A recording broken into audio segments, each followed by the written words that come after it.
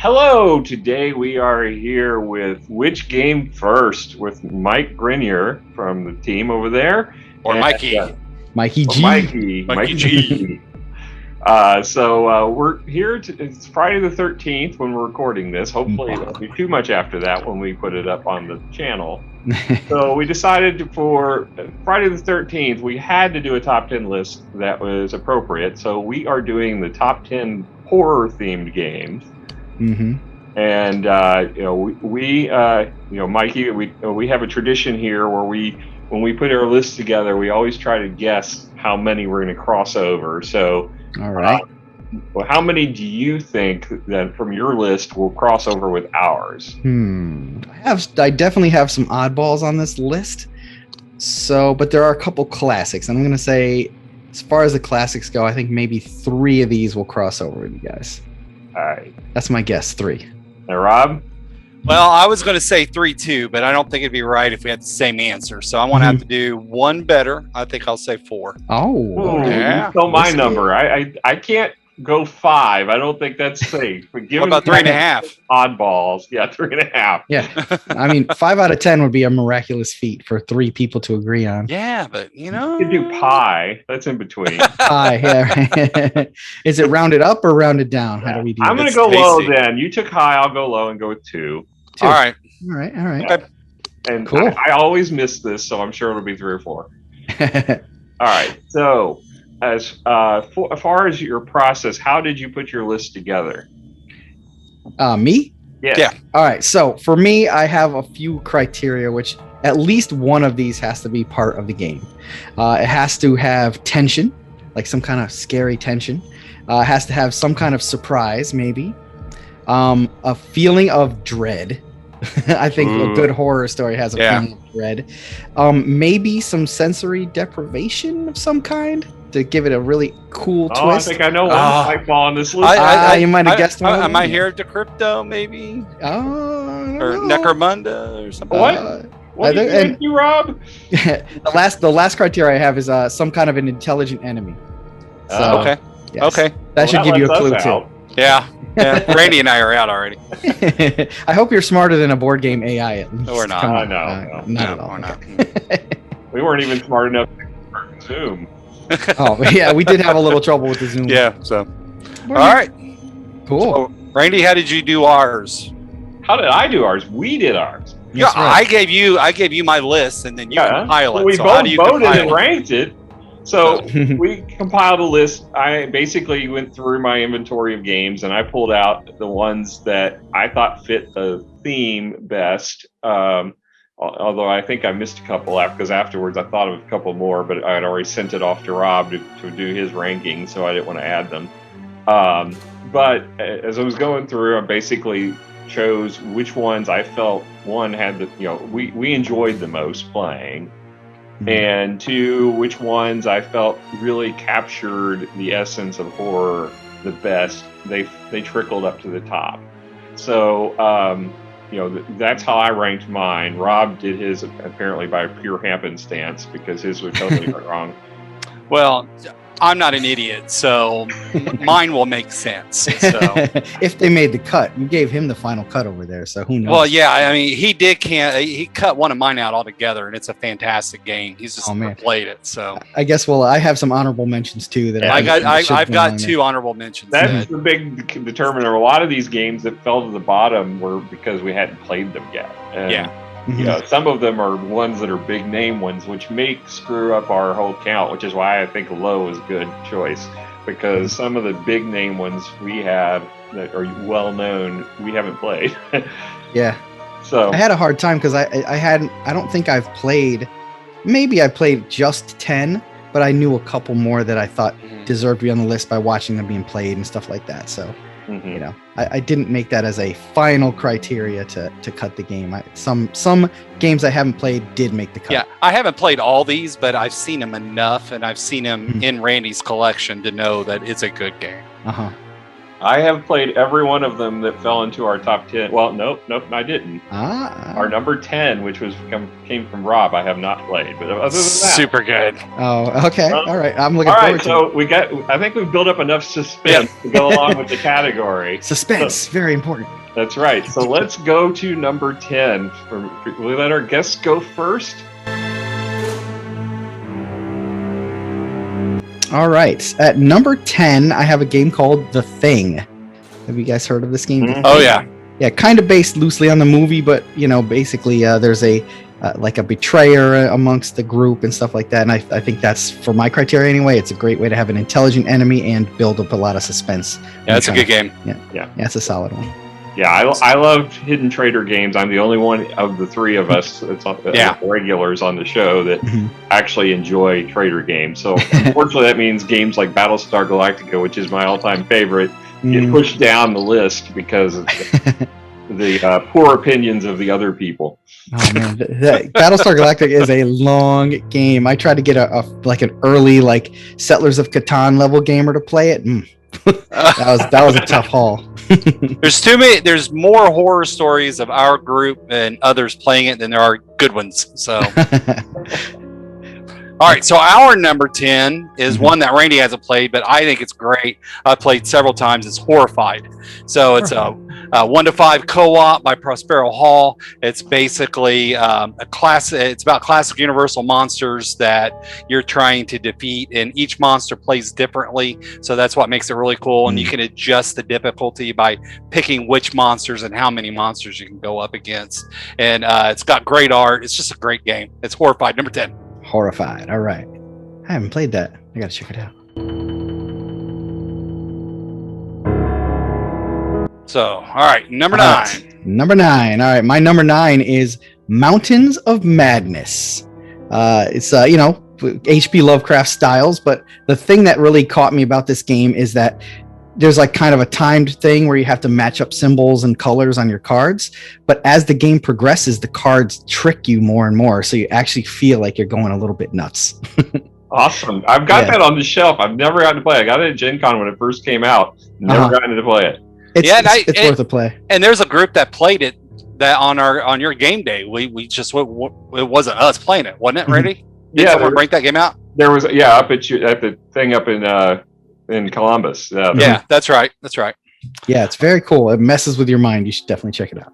Yeah. Our number 9 is a classic. Don't know if you got to play it. There's two editions of it, one in 2013 and one in 2015. There's a lot of opinion on which one is the best version, but it's a Study in Emerald. And so it's a Martin Wallace classic. It's basically a 2 to 5 deck builder with some hidden role elements where a big part of the scoring mechanism is figuring out which team you're on. So it's a classic game, beautiful artwork based off of an awesome Neil Gaiman short story. It's a Study in Emerald. Yes, I played that. We played that on our show, actually. Very cool game. Yeah. I'm honestly surprised that Rob voted for this one because it's a Hidden Trader game too. It's Neil Gaiman. It's Neil Gaiman. He's one of my favorite writers. Yeah. It's cool how the trader is kind of discovered in that game though too. You know what I mean? I think it's different than just your oh my god, Battlestar Galactica, this guy's a Cylon kind of situation. It takes some time to kind of piece it together. So very cool game. Gold choice.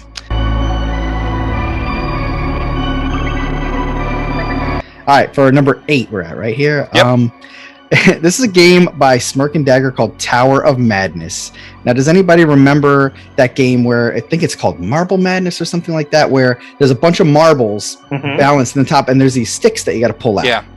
But he turned it into he turned them into tentacles, and when the marbles fall, depending on which color marbles fall, you get different kinds of madnesses building up. So it's harder to complete the game's agenda because of the crazy things that happen to you during the game. I've not played that. It's very cool. It's a fairly new game. I got to see him play testing it, and he took the original Marble Madness type game and he just glued tentacles onto the end and stuff. It was very cool. All right. Yep. Well built. Well, our number 8 is one every year at Gen Con, go to this booth just to check them out because they always have interesting looking games. And I love the cheesy photographs they have all over. It's Touch of Evil. Flying Frog Games. I love the story, the immersion into that game.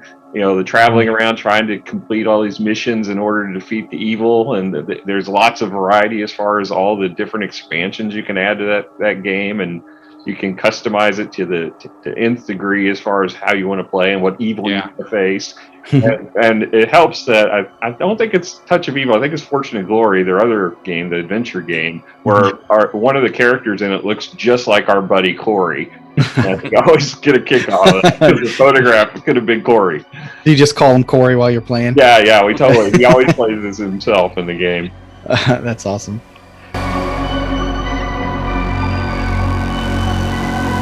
All right, let's see here. Number 7. I put Elder Sign at number 7. I think someone else picked that one. Oh snap! Did we get crossover?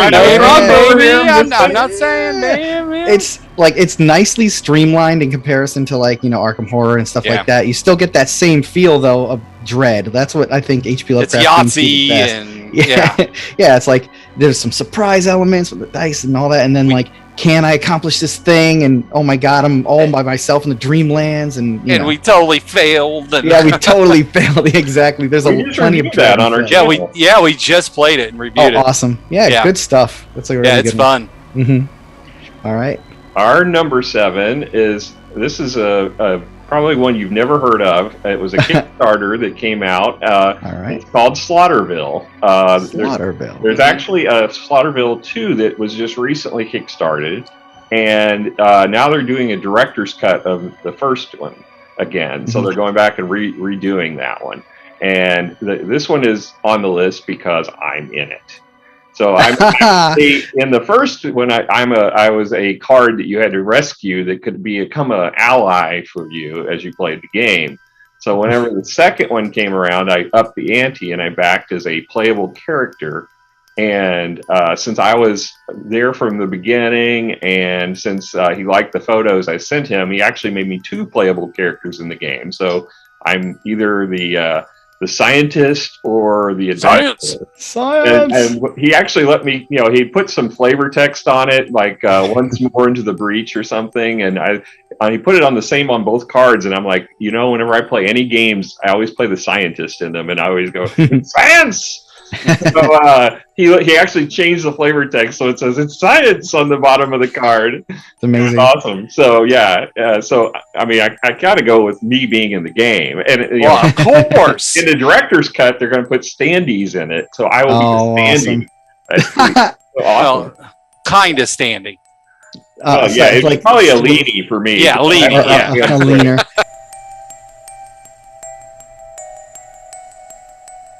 That is very interesting coincidence that you're talking about yourself being in the game, because that kind of leads me to number 6, which is a game that I actually designed and is out there in the world now, and I am very proud of it. And I do think it has the sense of dread that you're looking for in a game like that's a horror genre. It's called Student Bodies. You play students that are recently infected by zombies, but you're trying to find the antidote in the lab. So you're running down the hallway, and the whole game takes place in the hallway and then in the science lab. So you have to get in the lab, find the right thing on the wall, that's the cure, and then run out and slam the door shut behind you while they burn the school down. So cool. Yes. So it's sucked. No, that's what I heard, right? It's terrible. It only made it to number 6. I made this game and it's only on number 6. Okay. Way to stand by your product. No, it's actually a really fun game. I think it does have a horror movie called Student Bodies. Yes, there was. Yep, yes. That's true. It is not based on the movie, but it does take place in a high school.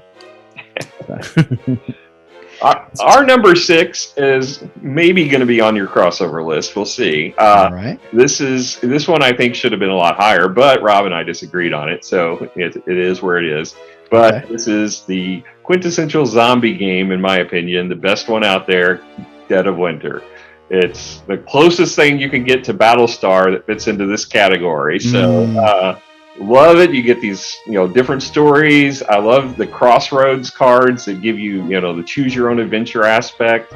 There's an app if you want to play with it, although it limits you on the cards because they only released the first set, I believe, in the app. But it gives you, it's got a great mood feeling, and you don't know, there could be a hidden traitor, there may not be, So there's all the accusations and suspicions, and everybody's got their own hidden agenda.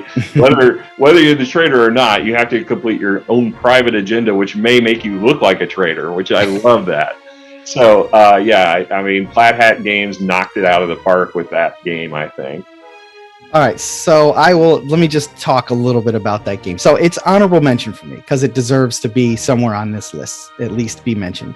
But the first time I played it, I got 2 characters whose agendas were just sit in the base and collect resources. Oh. And it was kind of like, meh. And then I had one character who went out and 1 dice roll and I was dead. So I was like, it's pretty swingy. But I gotta say, I wanted to make a whole different game just about those choose your own adventure type cards, because that was a cool novel mechanic for a game like that. Yeah, well, they actually released Gen 7, which took advantage of them too. I haven't played it yet, but I've got it. That, and then there's the pirate game, not Dead Reckoning? What's it called? Forgotten Waters. Forgotten Waters. That is amazing. If you haven't tried it, I highly recommend it. Awesome game. I definitely have to check that out. Then the app, they did a wonderful job with that. Yes, they did. I liked it so much I went and bought it myself, even though Randy's got a copy. And I will say my favorite time playing this game, our lawyer friend Dodd, we brought him up several times on our channel, but he was playing and he was on to me. I was actually the trader in the game, and he was on to me. Couldn't get anybody else to buy into it until the last turn, and I ate all the food to jack my dice from 1s to 6s. So mean. And then I got ejected, but the card I got when I got kicked out, I had already completed too. So in addition to the ones I already met the conditions to win, in addition, I had the other cards. So it was awesome. Yeah, those alternate win conditions are kind of almost, even if you see them happening, you're not quite sure that they're trying to do one of those agendas, and it's usually something helpful for the group anyway, so nobody really tries to stop you. Yeah. So. Well, it was pretty obvious, blatantly obvious, when I went from 1s to 6s on all my dice. Yeah.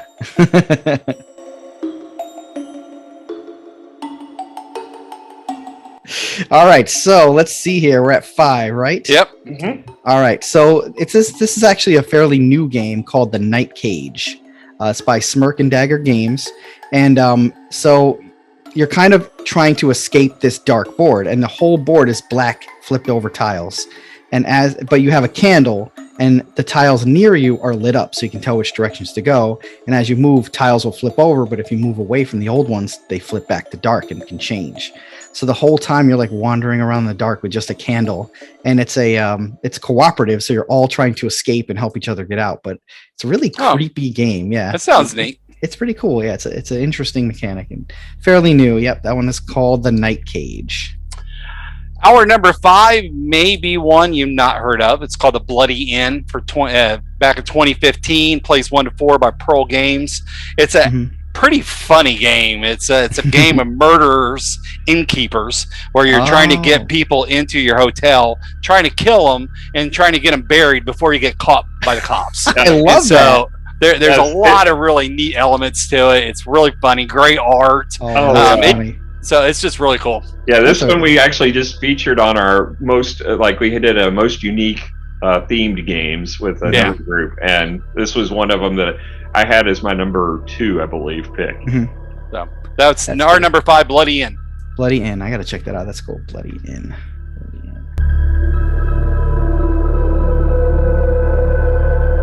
All right, so number 4.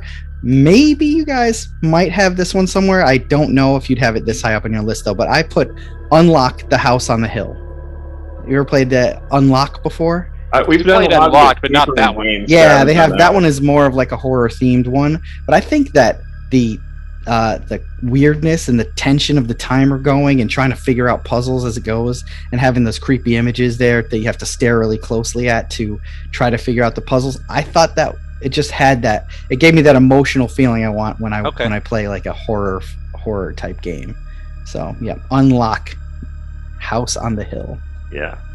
Well, our number 4 is the first crossover, Elder Sign. This is one of my. If you've watched our channel, you'll see I do not like co-op games. I generally do not like them. This is the very first co-op game I ever found that I actually liked. And we just taught our friends Brian and Scott the game the other day, and we had a blast playing it. And it's just a great game. You get up to 8 players in it, so it's a good party game to get enough people. And just it's dark themed. You got secret missions you got to complete with the dice, and you can so many ways of losing that game. But it feels great when you pull off a great roll that is unlikely, but yet you manages to accomplish the mission. And there are tentacles. Oh yeah. All the good stuff. Last time we played, I got a horrible roll on a terror and rolled all terrors and died in one turn. Yeah, that's always a threat in that game too. I like it though. You never feel like you're way ahead of the curve in Elder Sign.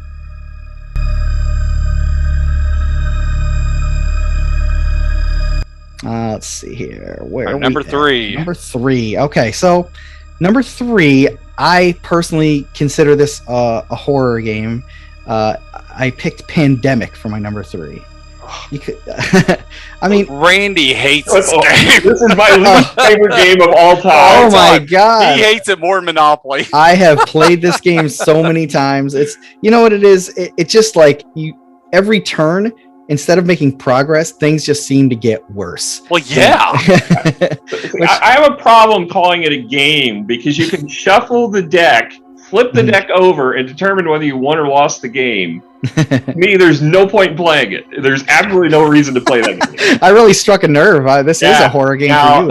I would love to try Legacy. I heard the story behind Pandemic Legacy, and all 3 seasons are fantastic, and I really want to experience that. Yeah, but Randy hates it so much that I can't. I won't be able to play it. I have it, and I have the Cthulhu-themed version of it, and I liked the Cthulhu-themed version way better.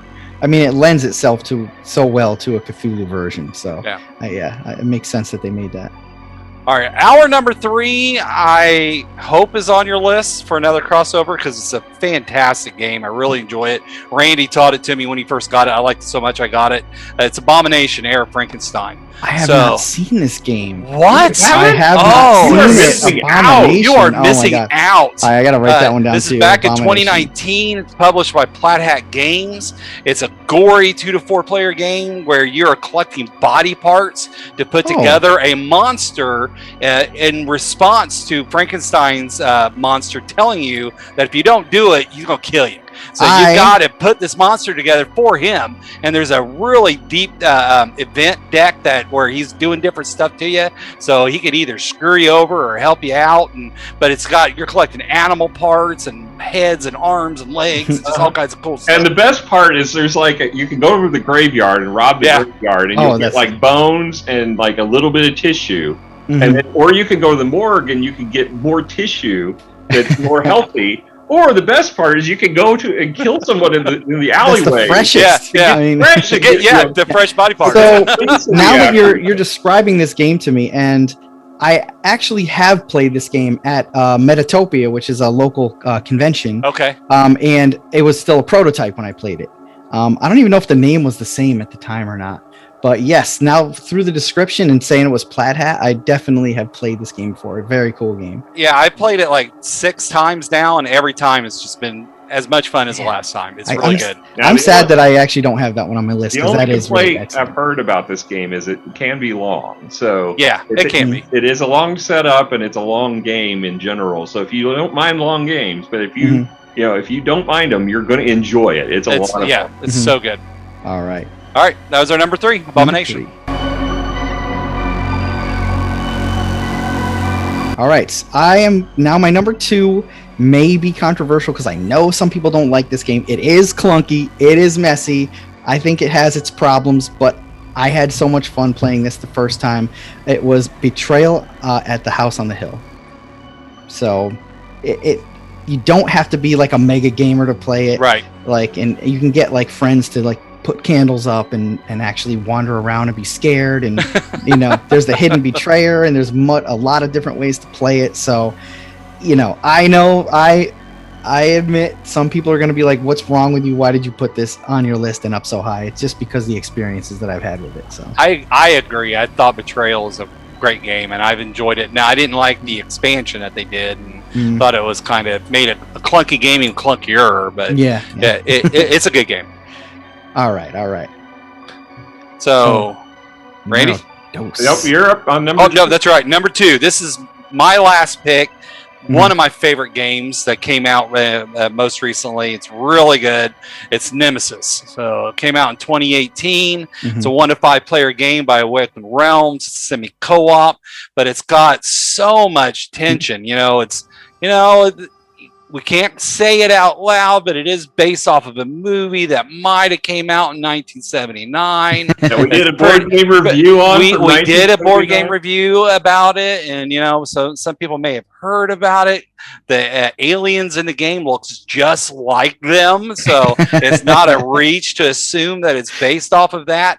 But it's just got so much tension about trying to get either kill the aliens or get away from the aliens, or the ship's falling apart on you, trying to escape, or you got the other people going against you, even though it's semi co-op. It's just got so many thematic parts to it that just makes it feel great. And mine got painted by Vincent and looks amazing. Yes, so it's really good. Anytime you can call a game semi-co-op, there's probably a horror element to it. Yeah. So, but that's our number 2, Nemesis, and Randy and I both really enjoy the game.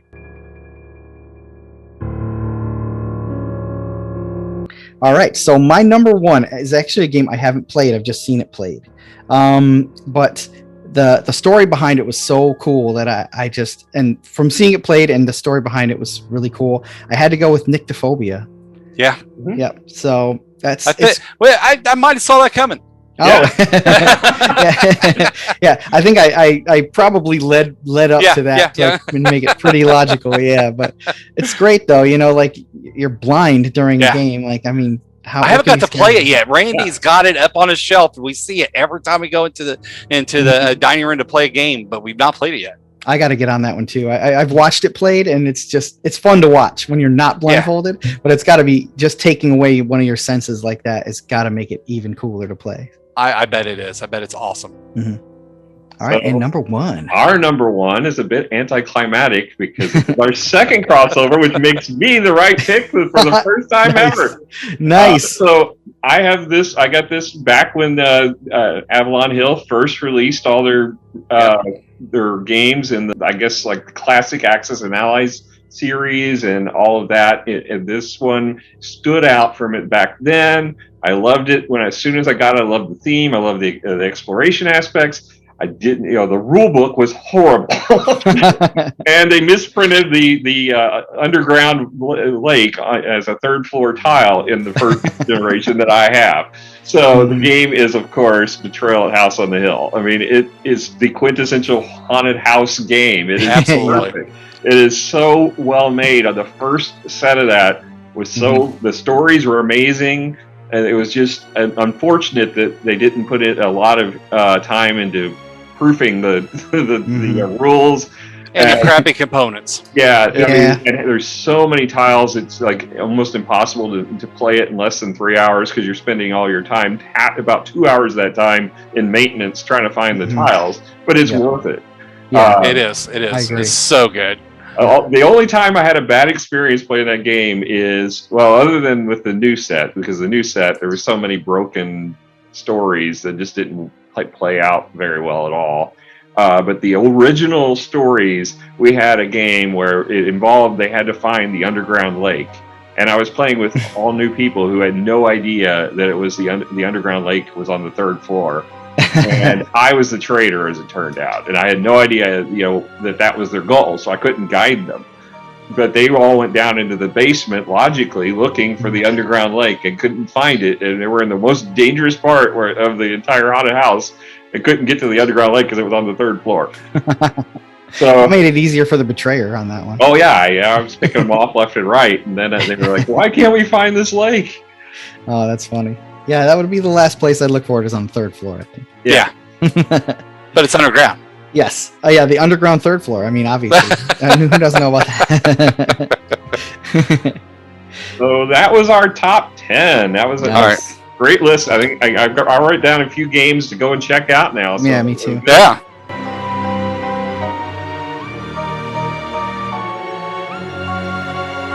So what were your honorable mentions, Mikey? I had a Sorcerer on there. Have you guys played Sorcerer? The one from Druid City Games? It's or from, not, or Wise Wizard. Yeah, Wise Wizard. Yes, Why would you pick that as a horror game? It's kind of that the city's burning all around you. The humanity is already gone. You're playing basically the demons that are just picking up the pieces of it. So it went under the dread category, and also all the artwork's cool. The art's cool. You can play a blend of like the spiders and the demons, or like it's just, I don't know. It had a good feel for me on there. We mentioned one before. Also, I had Eldritch Horror on here and Mansions of Madness. Mansion of Madness. Yep. So, what were yours, Randy?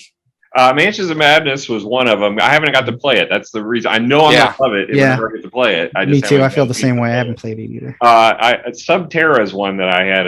I didn't actually send it, and I realized afterward I should have had this on the list because it's good. It is good. It's another co-op, and this would be the second co-op that I found that I really liked. That's a good idea, actually. We played that. We've only played it the one time, but it was amazing. And then I found out from one of our viewers who watched our review that it when you play it with a black light, it lights up, and I did that adds a whole new dimension to this game. So that's a neat gimmick. And and then when we played, we had our buddy Jonathan with us, and he completely just abandoned us during the game. It was so funny. So I had that one. Run Fight or Die is another one that I forgot I'd put on this list, but that one's a lot of fun as far as the zombie horde just keeps on coming, and you just have to keep whacking them with bats and shooting them in the face and sending them to other people to invade their territory. It's just a lot of fun, and it's a quick, easy game to get to the table. Yeah. Cthulhu Wars I've not played yet, but I've got it, and it's those pieces just make it deserve of an honorable mention in my eyes. I mean, the statues are like 10 inches tall or something. They're crazy, and they look amazing. That's cool. And then One Night Werewolf, Rob hates that game, but it's such a fun party game. No, it's not. Oh, it depends on who you play with. It really does. No, it doesn't matter. It's horrible. I mainly am adding as an honorable mention just to get his goat. Nice. It's terrible. I buy, when I go to conventions, I actually buy like a werewolf pass, and like after 9 p.m. you play werewolf all night. Yeah, you go to Gen Con, and the entire hallway leading to the JW is just nothing but werewolf. But it's like, there's better stuff, people. I want to yell at them. Yeah, all you need is a deck of cards, though, which is kind of nice. Deck of cards and a bunch of weirdos, and then you got a good night. Yeah, well. Yeah, I've been wanting to try the Clock Tower or whatever, the one that's never come out that they've been touting forever. Blood on the Clock Tower? Blood on the Clock Tower, I think it's called. Yeah, I think so. Yeah, I've been wanting to try that forever at Gen Con. They've for the last 2 years they've had it, and last 2 years of Gen Con, and they still haven't released the game. Yeah. So I think it's going to be at Gen Con again this year. So looking forward to hopefully getting to try it this year. I got 2 honorable mentions, one of which I cannot believe Randy didn't include it on the list, but he's never played it. It's Camp Grizzly. Have you ever got to play Camp Grizzly yet, Mikey? No, this game is so cool. It's a very basic board where you're just walking around in the woods, and you got a psycho dressed up with a bear mask, and he goes around and tries to kill. It's Friday the 13th. The board that's game, pretty cool. But it's much better done than the Friday the 13th board game, which was horrible. So Camp Grizzly is fantastic. I'm going to write that one down too, because I'm really good. And the only other one I got, I just put on honorable mention because it's got a hilarious name. The game, I have no idea. It's probably horrible. Cannibal Pygmies in the Jungle of Doom. I mean, that sounds like an amazingly bad game. Wow, that sounds like a B movie that you're going to see as a double feature. Oh yeah, is that like Sharknado or something? It might be that good. Is that a really old game? Because I feel like I think so. Yeah, I think I played it back in the day. It's not a cheap ass games or anything, right? Or I don't think so. No, but I didn't know. All I saw it on. I just looked up horror games on Board Game Geek to see if I could find something that I didn't think of, and I was like, Cannibal Pygmies, Jungle of Doom. That sounds amazing. Yeah, I will check it out because I feel like I've played that way back. All right, in the day, you need to let me know then. I will. I'll let you know. All right. Cool, guys. I think, I was surprised we only had 2 crossovers, but I did pick some weird ones. So I get it. So I have bragging rights now, Rob. Congratulations. Yeah, whatever. Yeah. If you thought I was insufferable before. Oh yeah. He told me not to inflate your ego right off the bat. Yeah, well, I'm going to hear it as soon as I walk in the door tomorrow for game day. I'm sure I'm going to hear it. So. But you get bonus points, Rob, for wearing the shirt, the logo shirt. Bonus points. Yeah, That's right. You can get your own on our That's right. our website of Legends of www.legendsofnerdvana.com. Go to the shop and you can buy your own. We have lots of logos to wear, and we just now got it, so it's out there fresh. Awesome. I haven't worn it yet, although if you pay extra, I will put it on for you. It looks pretty cool. He'll we're put it also on slowly. the Which Game First is running a convention in the Connecticut area in Hartford. Awesome. It's gonna be a board game design contest called the Connecticut Festival of Indie Games. Cool. Yeah. So Are you guys through Gamma? Is Gamma gonna be part of it? No, it's not a Gamma thing. It's more like we're kind of like based with universities and stuff like that. Like we promote local universities and Cool. game designers. So it should be very cool. That sounds neat. You should let us know how it goes. I will let you know. It's in September 9th through the 12th, so it's going to be a while. Well, good luck. We will let you know. Thank you. So you guys check out Which Game First. They're a podcast. They don't really have much of a YouTube presence, right? You guys are more just downloading. Yeah, and if you look for us on YouTube, you're going to find a bunch of playthroughs of games that we play online with each other. We do like a trivia thing, and we play board games that none of us have ever played online together, and we record that. If you want to hear the show, it's an audio podcast, and you go to whichgamefirst.com to check that out. Yeah, and you might hear some of us showing up there from time to time because I know Very Miranda just soon. recorded one with you guys. And Miranda was on last night. Yep, we'll be recording with you guys next week. So that's right. I'm excited. Yeah. Yep. All right. All cool. right. Well, thanks, Mikey, for joining us. We appreciate it. Thanks for having me, guys. It was a lot of fun. All right, and make sure you click and subscribe to us too. We'd love to see you. If I haven't already, I will do it right now for sure. I was talking to our viewers, but you too, yeah. Yes, I think I did. I think I already did. Okay, I thought you were chiding me. Hey, get over there and subscribe. Oh, well, we already. No. We know you love us, so we know you love will. you. And the rest of your group, I'm not so sure about, but you, I came here tonight. Okay, that's right. I'm a fan. That's right. That's right. The others abandoned us. I know. Seriously, God, real life getting in the way. Bah, man. All right. Well, that's it from us, right, Randy? Yep. Great just talking with you today, and you all go out and check out some of these horror games. They're pretty amazing, especially just in time for Halloween. Eventually, yes. Go Cannibal Pygmies! Cannibal Pygmies! Cannibal Pygmies!